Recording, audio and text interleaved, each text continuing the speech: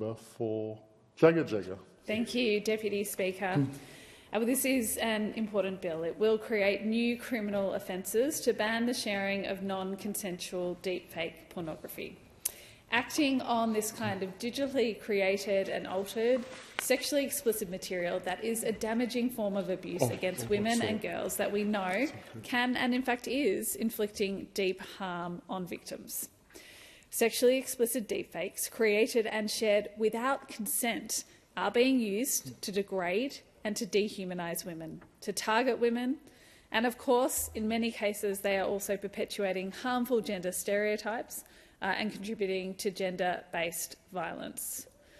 When these deepfakes are shared with others or posted online without the consent of the person depicted, this is, of course, a serious breach of a person's privacy, and it has long-lasting harmful impacts on those victims who never consented to having their image shared.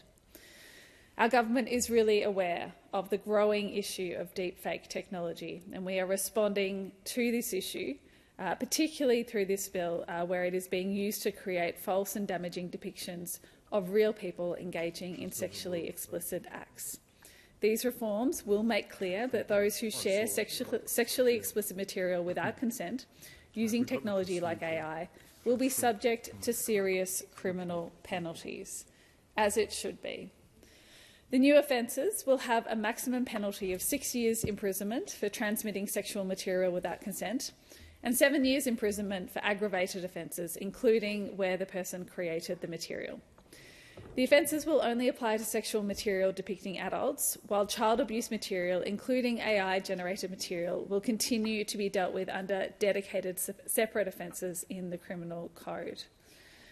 These reforms are a high priority for our government, and they do follow the public commitment we made on the 1st of May this year to introduce a suite of measures to tackle online harms, particularly those targeting women and girls.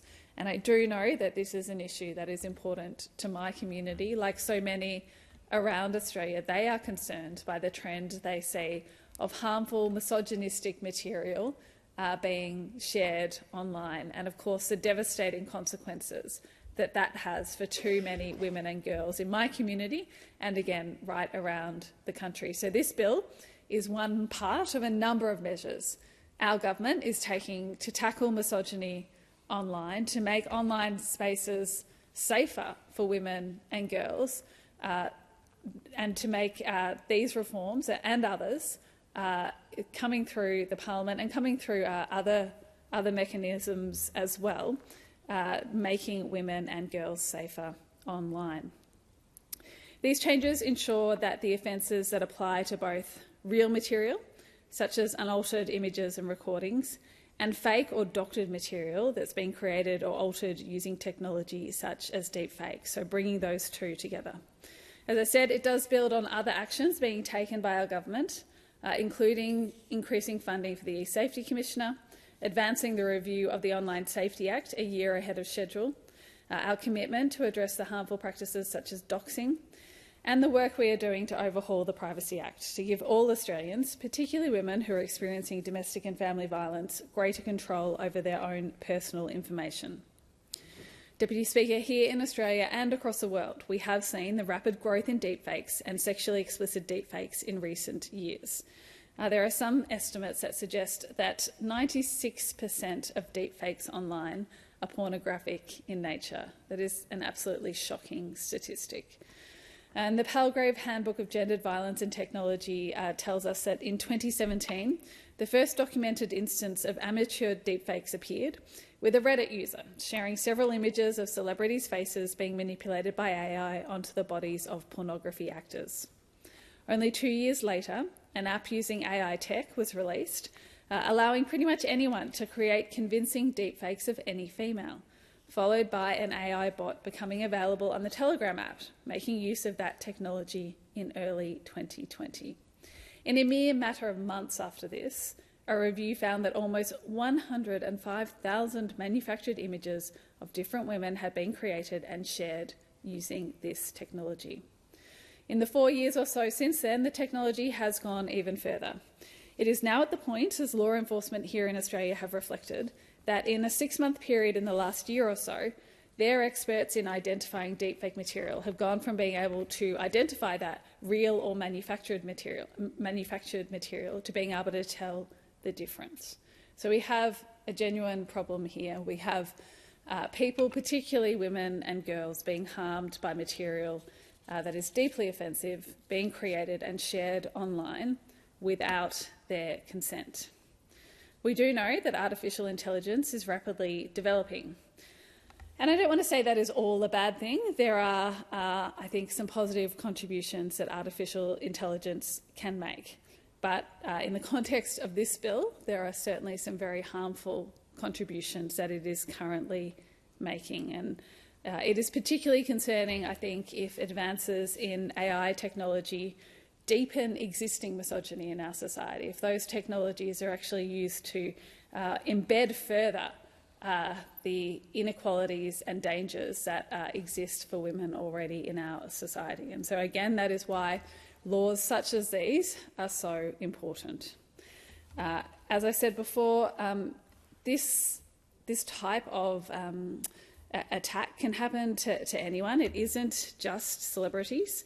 We have seen celebrities like Taylor Swift being subject to deepfake material that is sexually explicit, but while those have been the high-profile victims, many women here in Australia and around the world have had the same thing happen to them. So our government wants to ensure that the people who are creating and sharing these kinds of deepfakes are held accountable and are punished for their actions.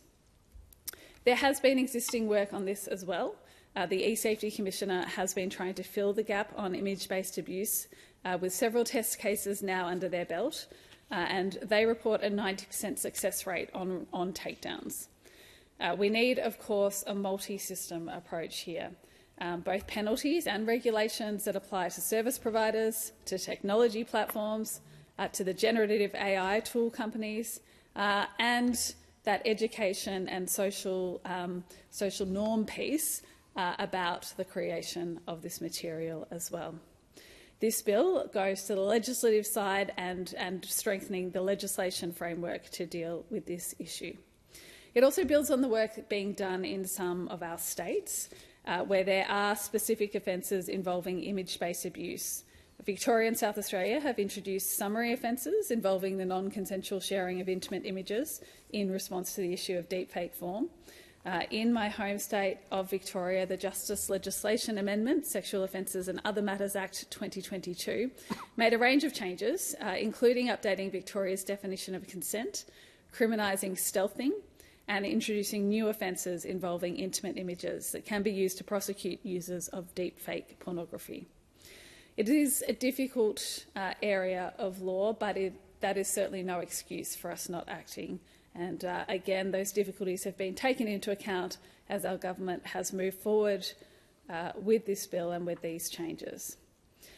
We know that deepfake creators may be liable for defamation under Australian law, but the current legal landscape means defamation recourse was designed mainly for the written or spoken word.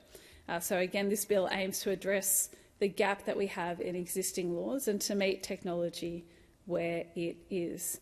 It will be important in addressing an issue that, if we allow it to continue in the manner in which it has, will continue to do too much harm to too many women across our country.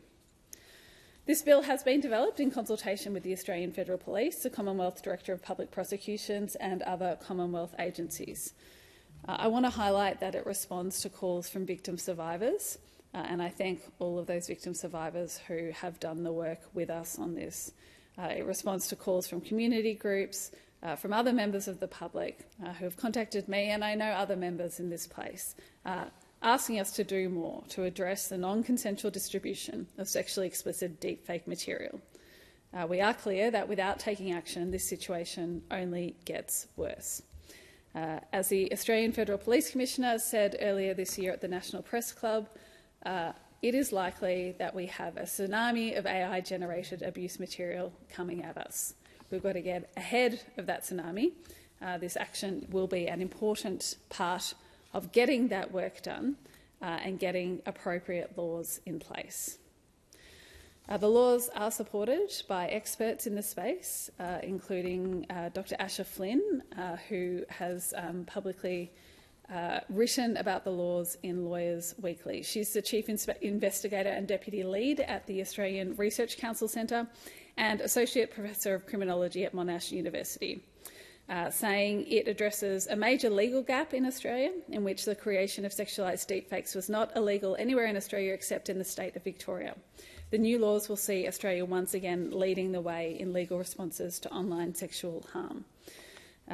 Goes on to say the laws may also go some way towards curbing the accessibility of sexualised deepfake technologies. And so it is good to have that endorsement from a leader in the field. And it's also important to reflect on that final point there about curbing the accessibility of sexualised deepfake technologies, and also, I think, to reflect on curbing the types of societal norms we are creating where people think that it is okay to create these types of images, because it is not okay.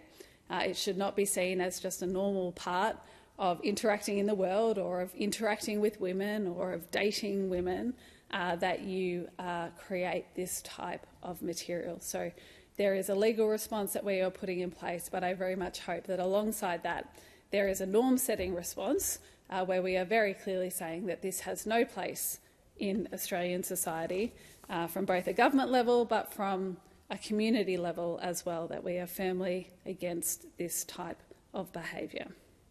The bill does amend the criminal code to modernise and strengthen offences for the non-consensual sharing of simulated and real sexual material online. It deals with non-consensual sharing of private sexual material, the existing criminal code has criminalised non-consensual sharing of private sexual material since 2018. But again, those existing offences did not clearly apply to material that has been created or altered using technology. So those offences will be repealed by the amendments, and our new offences will apply to non-consensual sharing of both real material, such as unaltered images and recordings, and fake or doctored material that's been created or altered using technology such as deepfakes. The offences do not cover private communications between consenting adults or interfere with private sexual relationships involving adults. Deputy Speaker, it is a complex area, but it is an area that demands action through this legislation and through the multiple pieces of other work that our government is doing to keep Australians safe from technology-facilitated abuse. This bill bans the sharing of non-consensual deepfake pornography. Taking action on digitally created and altered sexually explicit material that we know is a damaging form of abuse against women and girls. This kind of material that is too often used to degrade and to dehumanise others, that targets women, and that, as I spoke about earlier, does perpetuate harmful gender stereotypes and is part of driving gender-based violence. So this is an important bill. As I said, it is one of a number of measures our government is doing to try and make online spaces safer, particularly for women and girls. It will hold perpetrators to account for causing harm through the non-consensual sharing of deepfakes, and it does do the work to ensure that Australia's criminal offences are keeping pace with new technology. So I commend the bill to the House.